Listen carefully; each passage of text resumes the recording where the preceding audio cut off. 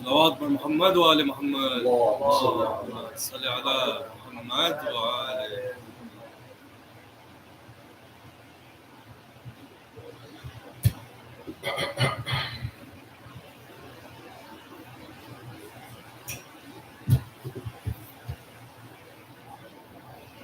Let's recite the Fatiha, please, with my permission, inshallah. Bismillah.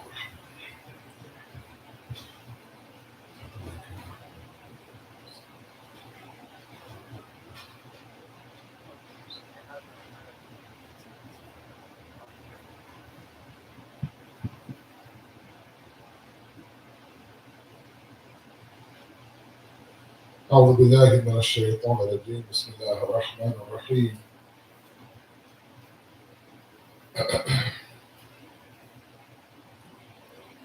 الحمد لله الذي لا يبلغ مدحته القائلون ولا يحصي نعماءه العادون ولا يؤدي خطه المجتهدون الذي لا يدركه بعد الحمم ولا يناله غوص الفرقان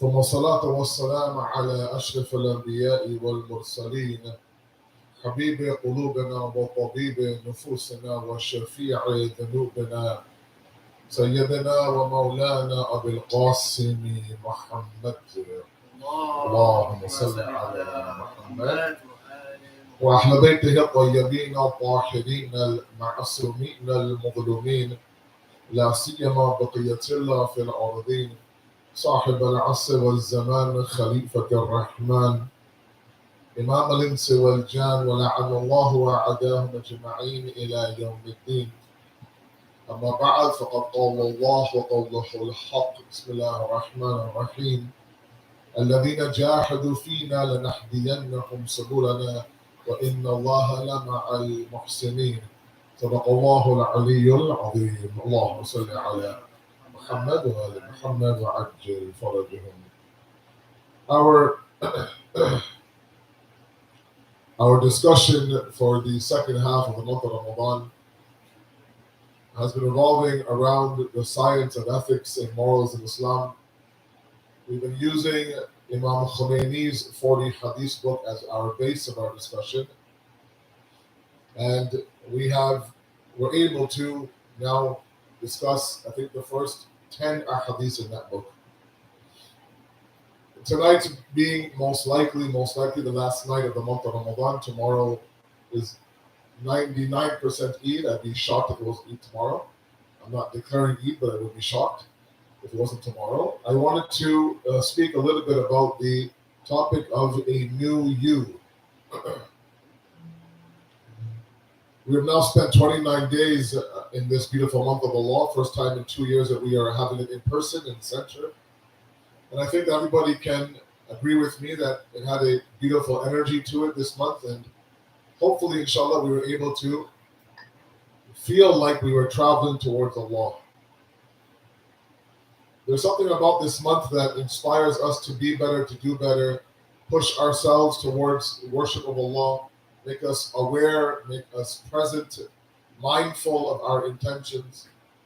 We know that we are fasting all day long. We remind ourselves if we are approaching any sort of those elements that might break the fast, to move away from those elements. So we are somebody that, from Fajr until Maghrib, we are mindful of our intentions and every action that we do. So I wanted to speak a little bit tonight about change and the idea of maintaining a certain level of change.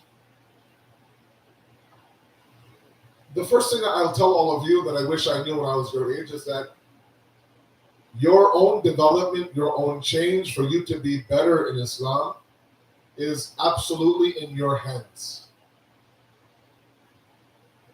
If you've given that change to somebody else, if you have made it such that you are dependent on others, that if they change, then I will change, then we need to restore that control again. We can't relinquish the control that we have over ourselves to somebody else. Your change inside of you, and let's face it, all of us can be better, right? All of us, including myself, can always be a better version of ourselves. We are not somebody, and Islam does not promote the idea of settling, or somebody, of course, who is comfortable with where I've reached, or someone who, God forbid, thinks that I'm actually, better than most people at my age. These are all things that are made to make us complacent, to make us dormant, a little bit static. And we know that the deen of Islam is one that is constantly moving towards Allah subhanahu wa ta'ala. So the first advice I want to give to all of you is relinquish the control back of your own change, your own journey. Let's not be those people that place that control or that beauty of change in the hearts of somebody else, in the hands of somebody else. A lot of us know what we need to work on, but we end up saying, if that person first changes, then I will change. And we'll wait our whole life for that person to change. It won't happen. And so we deny ourselves with the luxury and the beauty of changing and moving towards Allah subhanahu wa ta'ala. Because the moment that we make that first step towards Allah subhanahu wa ta'ala, then He, of course, comes towards us. We know that all He needs from us is an initial step towards Him, an excuse almost. He wants the process to be triggered by us. Whatever that trigger is, that could be just you sitting on the musalla and saying, God, I need help in this area. Or you sitting there, for example, on the musalla and telling yourself that, God, I need to do this, for example. And then we believe with our faith that the doors will open. Now, I wanted to look at one verse from Surah Ra'ad, in fact, a couple of verses. And then more importantly is the process of change. How can we carry forward this energy past the month of Ramadan and see, is there something we can build on, inshallah? Now, one thing that we have to be a little bit real of is that the energy the month of Ramadan brings, we cannot duplicate that level of energy in other months. We just can't. There's a reason why it's the month of Allah. There's a reason why it's the only month in the Quran mentioned by name. And there's a reason why this month was the month Allah chose to reveal the Quran. Sallu ala Muhammad wa ala Muhammad, please. Sometimes I think that we think that I can do exactly what I did for the past 29 days. I can do in Shawwal, and Zil-Qa'dah, Zil-Hijjah. No, you have to be a little bit realistic. You have to curb your expectations a little bit. Otherwise, what ends up happening is that we end up being deflated. Okay? We also cannot be individuals who adopt the all or nothing approach when it comes to change in Islam. I have said this to you several times. I'll say it to you several more times. Islam is a meticulous, monotonous, slow religion. It's not in a hurry, nor does it ask any of you to rush through its religion. The problem is that we live in an era where everything has to be quick. And we want the deen to be quick as well in terms of turnaround. If I wait an extra minute at some drive-through, and I'm huffing, I'm puffing, I'm throwing my hands up in the air, I'm saying, where's my coffee, what's going on, this and that, it's been maybe 61 seconds more than usually waits.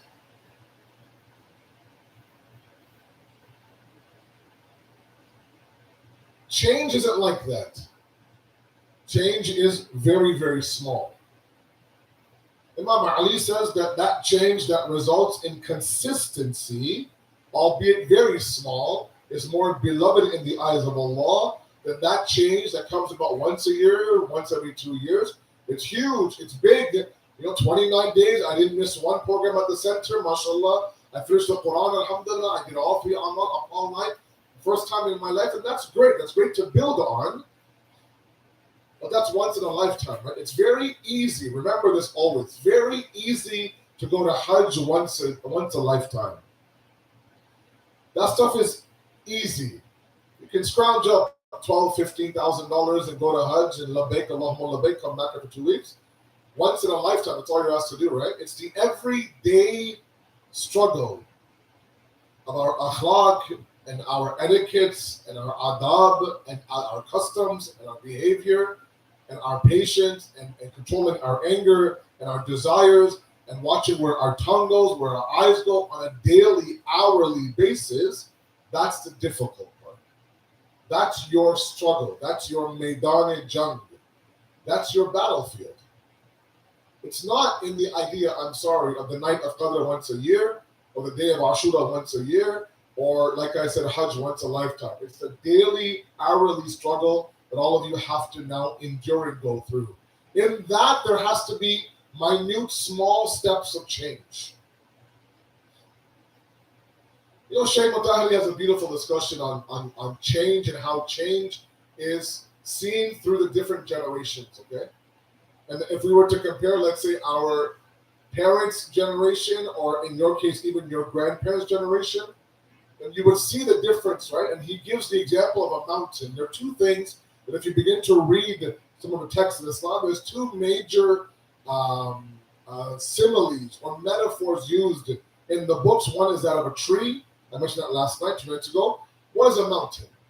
Up and down the Quran, we talk about mountains. Imam talks about mountains. Mountains is a very, very beautiful symbol used by the deen.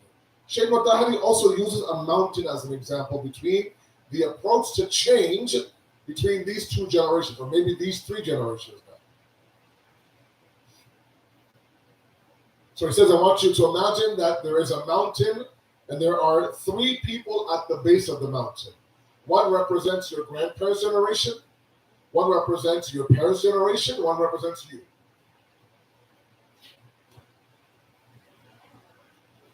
And you're asked to climb.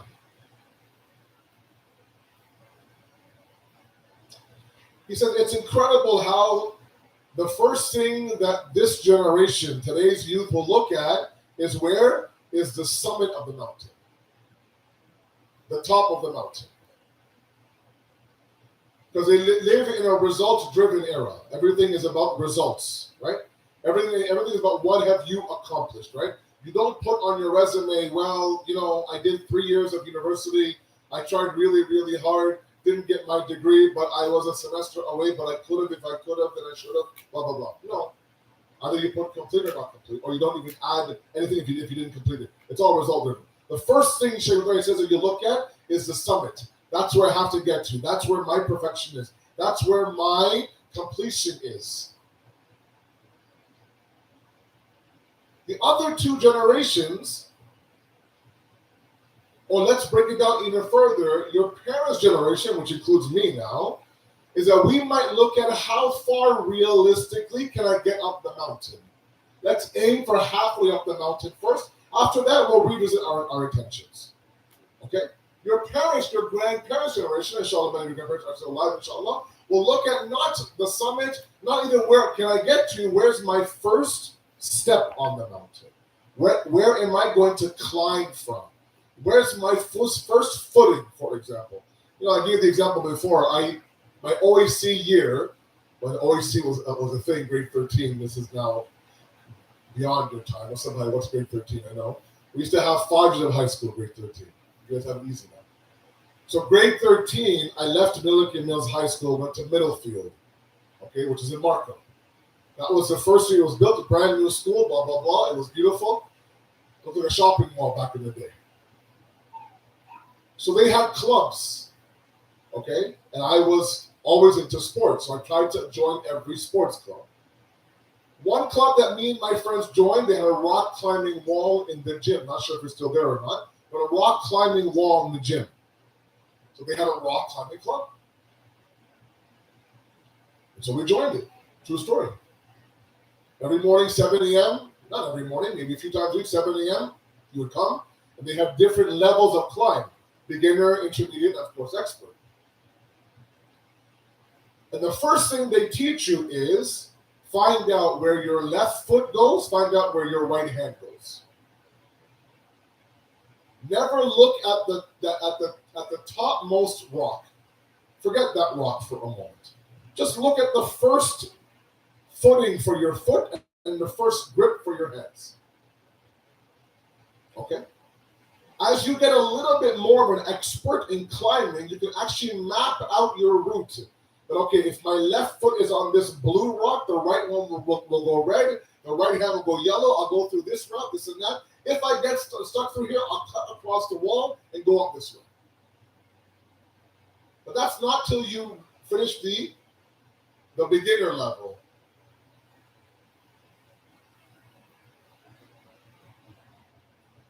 The problem with this approach of this generation, Sheikh Mutahi explains, is that the summit is great. It's very ambitious, right?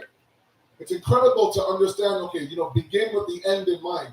Again, in high school, I studied, actually university, I studied a book called The 7 Habits of Highly Effective People.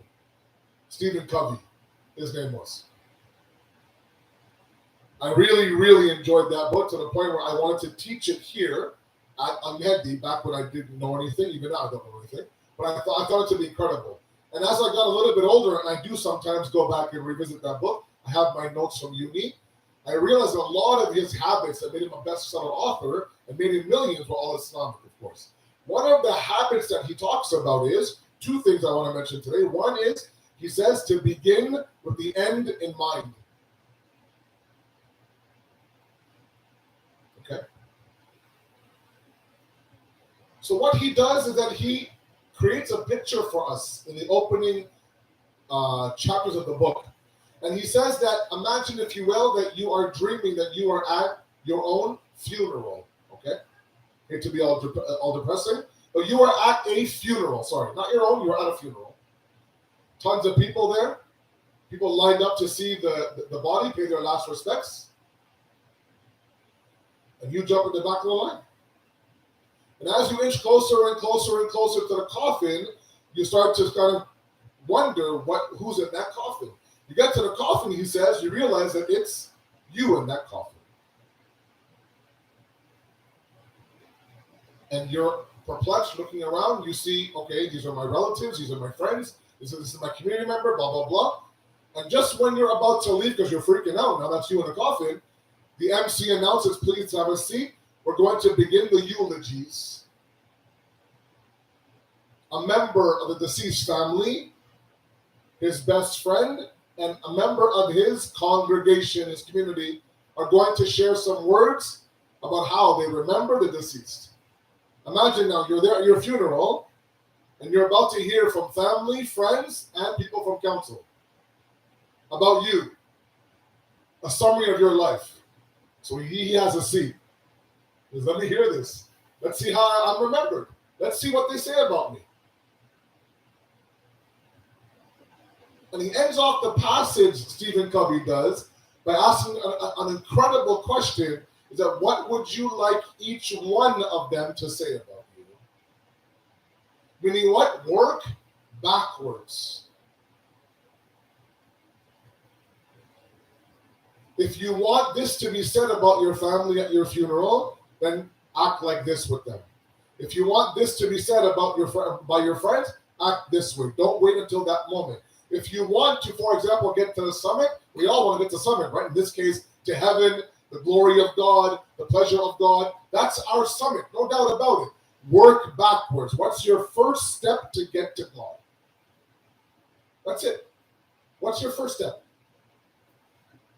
Whatever your first step is, take that first step. Because once you're on the wall becomes more attainable. That last rock becomes more attainable. You see, look, it's different when you're sitting there on the gym floor looking up to the rocks and the rock climbing wall. It's different when you're on the actual wall, halfway through your climb. Okay? There were moments where I would climb up, halfway through, I'm like, oh, I'm stuck. It's a wrong journey. I can't get my foot anywhere. So they're screaming me from the back, right foot, red pebble, left hand, purple rock. Come on, Assad, you can do it, Assad. And they don't see what I see because I'm on the wall. I can see everything. I mean, I can see it, but I have to be on the wall to see it. But to be on the wall, you have to first, of course, make that first initial climb. So there's no rush in your change. Nor is it all or nothing. It's an absurd approach to Islamic change. I've given an example before, right? When we get together for our camps, our youth camps, right? And the bonfires, right? Those campfires that we all love, right? There's always a few people who are the fire guys. We got this, Asad, don't worry. We're going to go ahead and light the fire. So they'll leave right after Maghrib or Isha, they'll read their own Isha, they'll go out and they'll begin to create the fire pit, right? We know who they are. So they'll assign their little guys to go out, and the first thing is to go out and get the twigs. Get the small twigs from the forest. Collect as many twigs as you can. Because the campsite will give you the big logs. I've given you this example so many times. I want these things to be drilled in your head. Tomorrow is Eid, inshallah. I hope, maybe. I don't want that one day of Eid to wipe out 29 days of spirituality. Please be very careful tomorrow. MashaAllah, those people that don't fast, they don't pray one single salat, their Eid is phenomenal tomorrow. They're decked out from head to toe. It's great, I get it. It's a day of celebration. Those of you who will come tomorrow, we will read tomorrow in Qunut. وَجَعَلَّهُ لِلْمُسْلِمِينَ عِيدًا. Allah has made this Eid a day for the Muslims. لِلْمُسْلِمِينَ عِيدًا.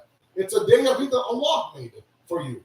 You have to be happy. No matter how miserable the world is right now, and how depressed you are, how stressed out you are, tomorrow is a day of joy, no doubt. But joy doesn't mean that you let go of all of the Sharia. Absolutely not. Please don't ruin 29 days of spirituality with one day of Eid. Hugging your non-mahram cousins, going to music parties, being in gatherings that you shouldn't be going to.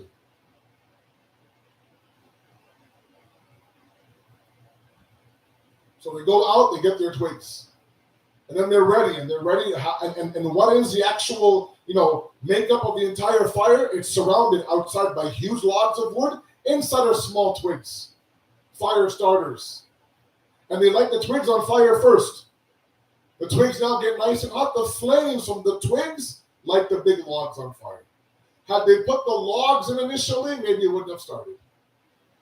Because maybe the logs were too big for that initial fire.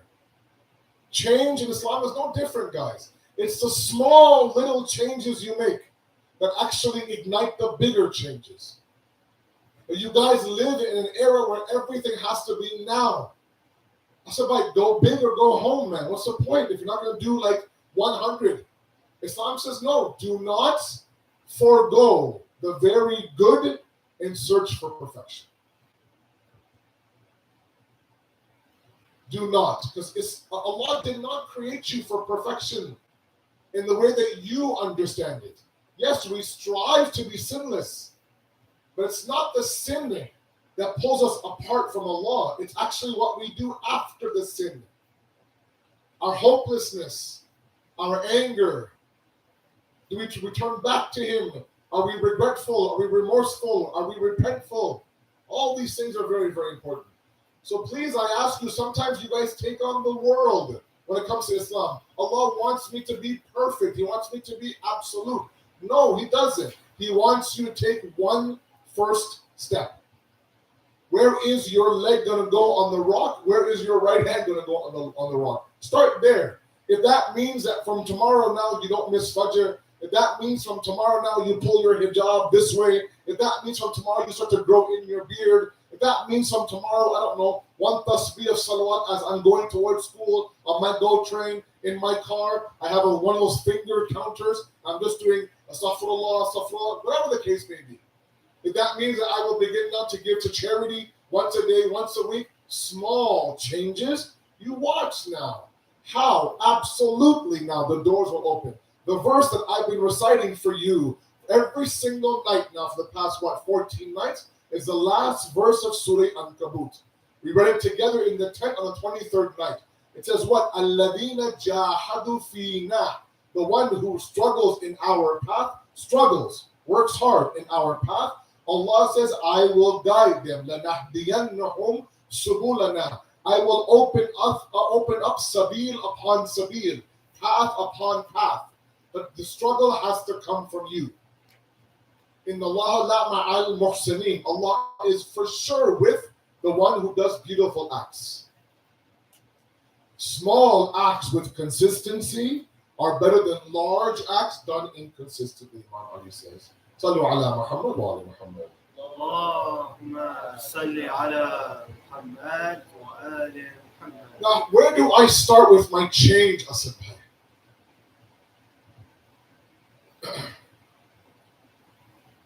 The first thing that all of us have to understand, and to my older youth, this is to you guys specifically.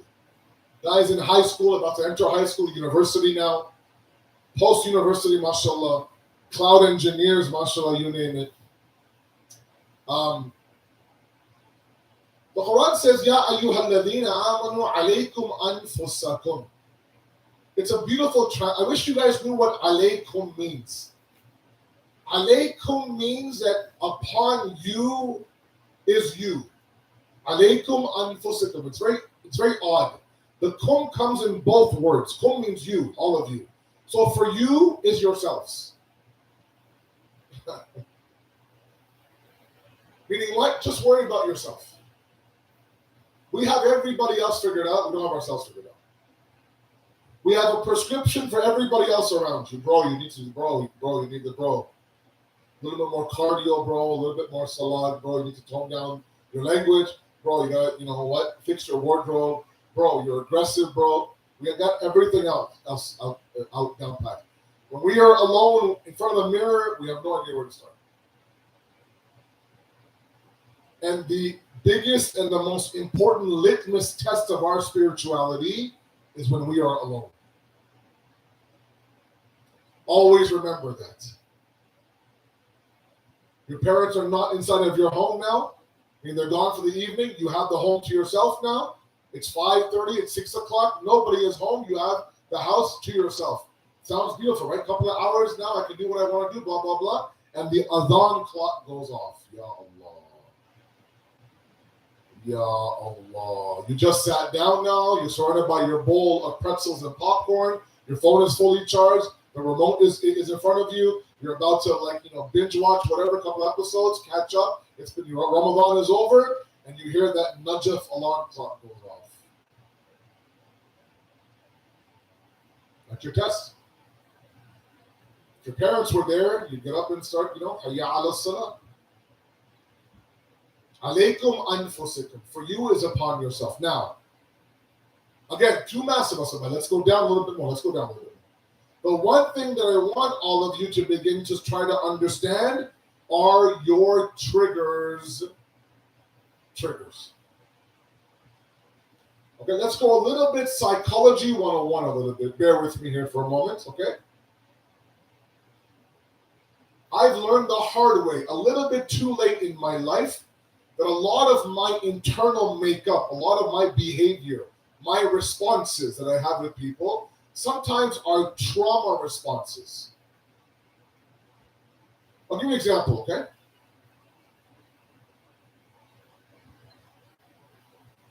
These are weird examples. I don't like to make people wait for myself. If I know that I've disturbed somebody's schedule, I really beat myself up over it. So for the longest time, if someone was coming to pick me up, let's say, you know what, back in my younger days, I'm going to council Sabai, I want to come and pick you up. I don't have a car. He's coming to pick me up. I got no problem. He'll be here by 7:35. At 7:20, I'm standing outside of my driveway. Sometimes in the freezing cold, sometimes in the pouring rain, sometimes in the blistering heat. I just don't want it for 1 second for him to honk the horn.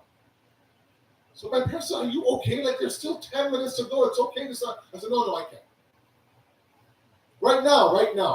When I get to a drive-through, a Timmy's drive-through, I actually, if I don't know what I want, I actually stop a little bit before the window to get my order in my head. Do I want, a hot drink or a cold drink? I said, okay, let's try their hazelnut ice thing with that espresso cream. Great drink, by the way, right? I want to do cold. Let's do cold. Okay. So I tried to ask myself, what will she ask me? She'll ask me, or he'll ask me follow-up questions. espresso shot, whipped cream, blah, blah, blah, this and that. So I have it all ready. I don't want it to be where there's dead air between us. A random Tim Hortons drive-through worker.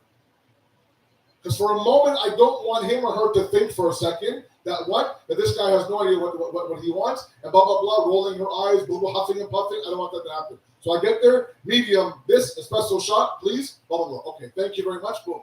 To the point where, again, when I get to the pay window, no word of a lie. Get to the pay window, I reach for my wallet. I take out my Visa. I put it on my wallet. I put my wallet on my dashboard. I open up my phone wallet. I pick up my Timmy's card. Okay? It's all set. If she says the window opens, I'm there like this. Okay? Up until now, like last night. And for the longest time, I'm trying to think to myself, why do I do that? When my wife sometimes doesn't know what she wants, at the window, Tim Hortons window, I'm just going like crazy. Can you ask her what things they have today? I'm like, whoa, man. Bro, come on, please. The idea of someone behind me waiting for me, I can't. And I understand that to be a trauma response when I was younger. The idea of letting somebody down didn't sit well with me. That means I must have let so many people down when I was younger. That's one trigger I have of 1,000. Part of your change is to understand these triggers of yours. We all have triggers, guys. We have actual words that set us off. If somebody in an argument now, or even in a joking way, mentions this word, I go crazy inside. And I snap, not me, I'm saying a person does. Okay? And they think, oh my God, I thought we were joking. What happened? You're storming off now. Meanwhile, you know your trigger list. They have no idea what your trigger list is. I get emails from people today, emails from people with a long email about what's going on in their life. And then at the bottom of the email, they will tell me, P.S. please do not use the following trigger words in your response. Don't type them in your email response. Find the synonym, Google it, a thesaurus, and put another word that means the exact same thing. But don't mention these 3 or 4 words. They set me off. Okay? I have to respect that. Because what ends up happening is that we go very well on change, we get triggered. Trauma response, we end up all the way back in the front. And if you do this enough times, you're bound to think to yourself, this path isn't for me, Asibai. It's not for me.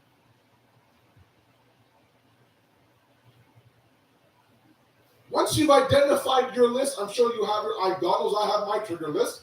I'm trying to understand what is it about this word that gets me fuming mad, gets me emotional, storms out of my room, blah, blah, blah. So if you have any outlet around you, a friend of yours, a potential spouse of yours, you can talk it out with them. What is it about the word? I don't know. Someone who refers to me as illogical, or if someone calls me immature, for example. Not me, I'm saying that's one of your words. You're immature. Or someone says, what's wrong with you? Right? Like when my father used to fix things around the house, I was the guy that would hold the ladder. That was my job. And my dad would say, look, just hold the ladder. That's it. That's your job. Don't screw anything in. Don't drill anything. No. Just hold the ladder. Okay. So I took my job very seriously. Put one foot on the last step, and I clutched it like it was gold. I'm like, okay, if it shakes a little bit, Dad might say, look, you can't even do this right. I don't want to hear those words. So I embraced that. I was the ladder guy. And I did it like no one else did it. There wasn't a single inch that my dad would move.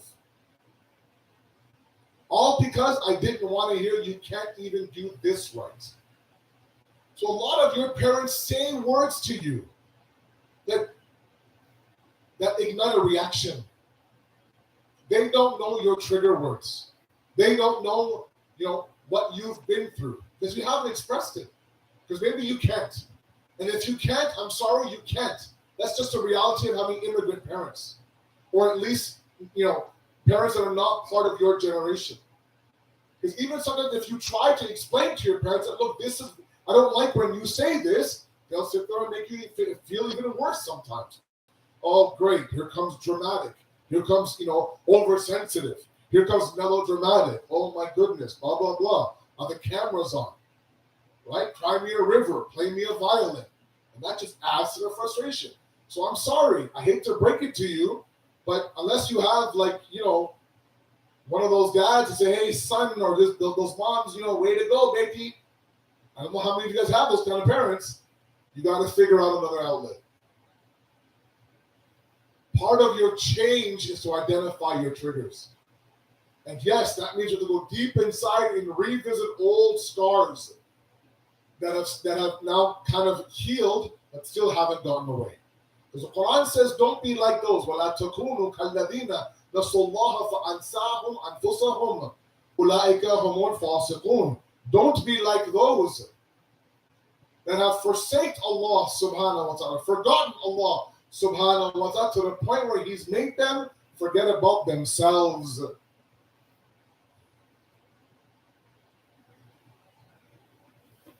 Okay? And don't think as you get older, it's just going to get, no. You have to stop and identify those things.